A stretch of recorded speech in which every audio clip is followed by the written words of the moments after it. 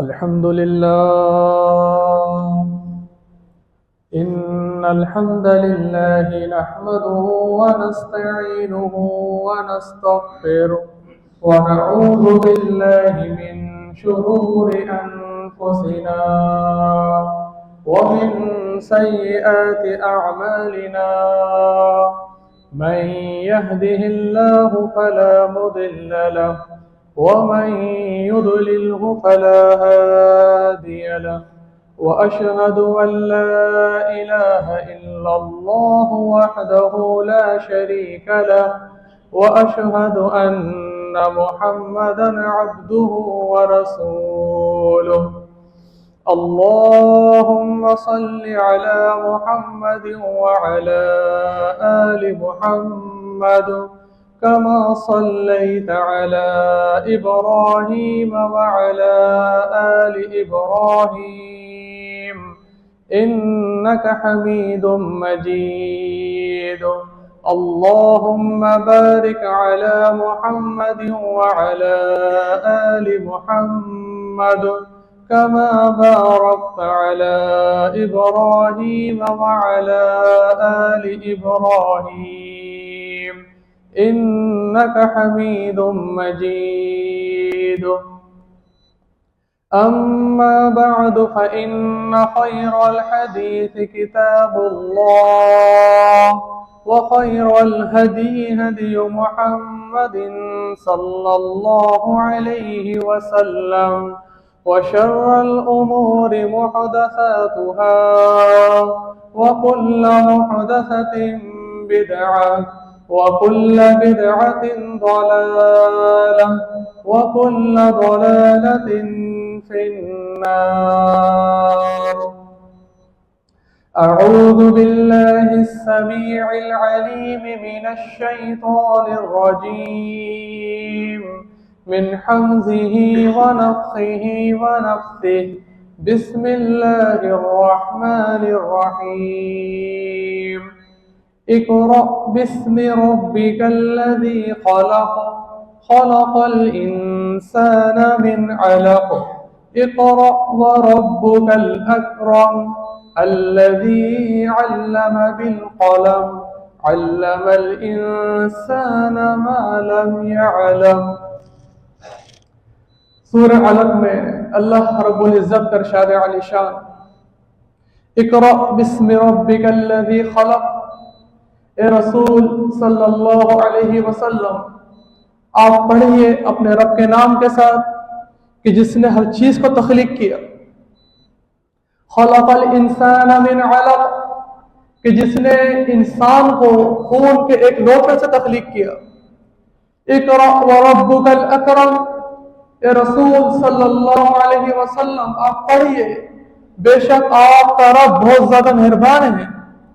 الذی علم بالقلم یہ وہی ذات ہے کہ جس نے قلم کے ذریعے علم سکھایا، علم الانسان ما لم يعلم اور انسانیت کو وہ علم سکھایا کہ جو انسان اس سے پہلے نہیں جانتا تھا۔ یہ آیات اس وقت آپ صلی اللہ علیہ وسلم پر نازل کی گئی۔ حضرت عائشہ صدیقہ طاہرہ مطہرہ عفیفہ رضی اللہ عنہا روایت کرتی ہیں کہ آپ صلی اللہ علیہ وسلم غار ہیرا میں موجود ہوتے ہیں، جبریل علیہ السلام آپ کے پاس تشریف لے آتے ہیں اور آپ کو یہ حکم دیتے ہیں اقرأ کہ اے رسول صلی اللہ علیہ وسلم آپ پڑھیے۔ آپ صلی اللہ علیہ وسلم جواب دیتے ہیں ما انا بقاری کہ میں پڑھنا نہیں جانتا۔ دوسری مرتبہ جبریل علیہ السلام پھر کہتے ہیں اقرأ کہ اے رسول صلی اللہ علیہ وسلم آپ پڑھیے۔ آپ صلی اللہ علیہ وسلم پھر جواب دیتے ہیں ما انا بقاری کہ میں پڑھنا نہیں جانتا۔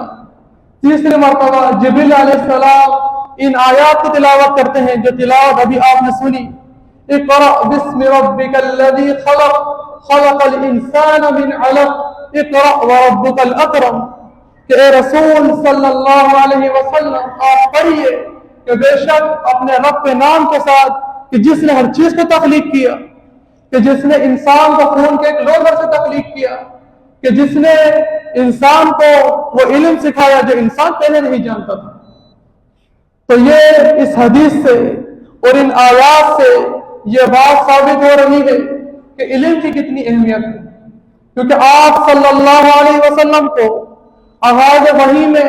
نہ تو نماز کا حکم دیا جا رہا ہے، نہ زکوٰۃ کی ادائیگی کا حکم دیا جا رہا ہے، نہ دین اسلام کی تبلیغ کا حکم دیا جا رہا ہے، یہاں تک کہ آپ صلی اللہ علیہ وسلم کو اللہ کی وحدانیت کا حکم بھی نہیں دیا جا رہا، بلکہ جس چیز کا آپ صلی اللہ علیہ وسلم کو سب سے پہلے حکم دیا گیا وہ کیا ہے؟ وہ علم کا سیکھنا ہے، وہ علم کا سکھانا ہے، کیونکہ علم ایک ایسی چیز ہے کہ جو انسان کے اندر انسانیت کو پیدا کرتی ہے۔ علم کے بغیر کی گئی کوئی بات، علم کے بغیر کیا گیا کوئی عمل، یا علم کے بغیر کیا گیا کوئی بھی کام کو سر انجام دینا بالکل اسی طرح ہے کہ جس طرح جانتے بوجھتے اپنے آپ کو ہلاکت میں ڈال دینا۔ کیونکہ یہی وجہ ہے ابن ماجہ میں حسن سند کے ساتھ اللہ کے رسول صلی اللہ علیہ وسلم فرماتے ہیں طلب العلم فریضۃ علی کل مسلم، کہ علم کا حاصل کرنا ہر مسلم پر فرض ہے،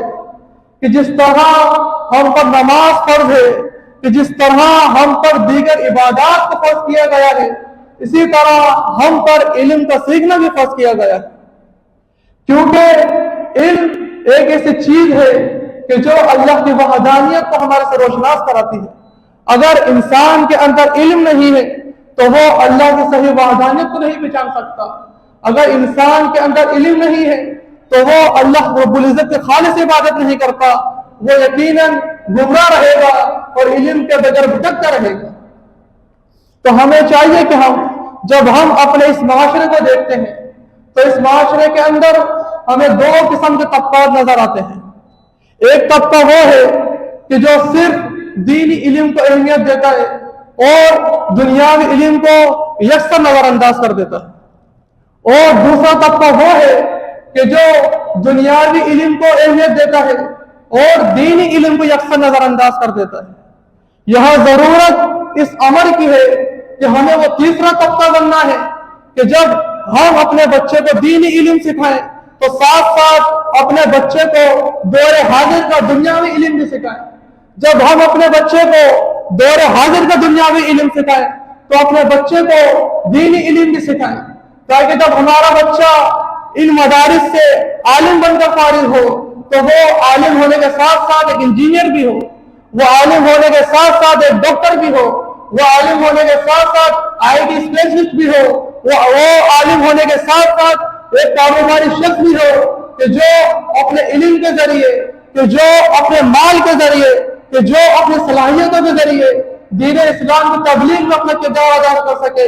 اور خلافت اعلیٰ منہاج النبوت کے لیے اپنا کردار ادا کر سکے۔ یہ تبھی ہوگا کہ جب ہم دین اسلام کے ساتھ ساتھ دینی علم کے ساتھ ساتھ دنیاوی علم کو بھی سیکھیں گے اور اس کے ذریعے دین اسلام میں تبلیغ کریں گے اور دین اسلام کو وہ مقام دیں گے کہ جس کے لیے جماعت المسلمین کو برپا کیا گیا۔ خلافت اعلیٰ منہاج النبوت یہ جماعت المسلمین کا ایک نصب ہے۔ تو ہمیں چاہیے کہ ہم اپنے بچوں کو دینی علم کے ساتھ ساتھ دنیاوی علم بھی سکھائیں، اور اگر ہم اپنے بچوں کو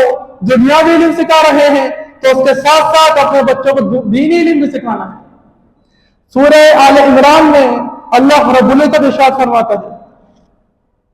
الذین یذکرون اللہ قیاما وقعودا وعلی جنوبہم ویتفکرون فی خلق السماوات والارض ربنا ما خلقت هذا باطلا سبحانک فقنا عذاب النار، کہ جو لوگ اللہ کے دین، اللہ کے آسمان اور اس کی زمین میں غور و فکر کرتے ہیں اور لیٹے بیٹھے کھڑے اللہ کا ذکر کرتے ہیں اور یہ دعا کرتے ہیں اے ہمارے رب ہمیں عذاب نار سے بچا۔ ہم میں سے ہر شخص یقیناً اللہ کا ذکر کرتا ہوگا، بیٹھے بھی کھڑے بھی اپنی کروٹوں کا بھی، اور یہ دعا بھی کرتا ہوگا کہ ہمیں عذاب نار سے بچا۔ تو کیا ہم میں سے کوئی شخص ایسا ہے کہ جو آسمانوں اور زمین کے خلقت میں اپنا غور و فکر کرتا ہو؟ کیا اس کی یہ چیز ہے کہ وہ آسمان اور زمین کس طرح اللہ رب العزت نے بنائی ہے؟ کیا کبھی ہم نے اس میں غور و فکر کیا ہے؟ لیکن آج جو لوگ اس کے اندر غور و فکر کر رہے ہیں کہ جو لوگ آسمان اور زمین کی جو اللہ رب العزت نے نشانیاں رکھی ہیں اس میں غور و فکر کر رہے ہیں، آج وہی لوگ اس دنیا کا راج کرتے نظر آ رہے ہیں کہ جو لوگ آسمانوں میں جا کر، کہ جو لوگ زمین کی پیدائش میں تخلیق میں اس میں غور و فکر کر رہے ہیں، آج ہم دیکھتے ہیں کہ دنیا کے اندر وہی لوگ راج کر رہے ہیں۔ لیکن ضرورت اس امر کی ہے کہ جب ہم اپنے بچوں کو دنیاوی علم سکھا رہے ہیں تو کیوں نہ ہم اس کے ساتھ ساتھ اپنے بچوں کو دینی علم بھی سکھائیں، کیونکہ سورہ رحمان میں اللہ رب العزت ارشاد فرما رہا ہے، بسم اللہ الرحمن الرحیم، الرحمن علم القرآن خلق الانسان علمہ البیان۔